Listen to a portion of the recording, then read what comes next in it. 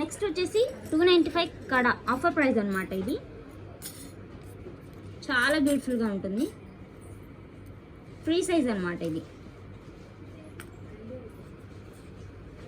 Finishing వచ్చేసి ఇట్లా పోల్తో finishing అనేది వచ్చేస్తుంది. 295 రూపీస్ పడుతుంది మేడం దీని కాస్ట్.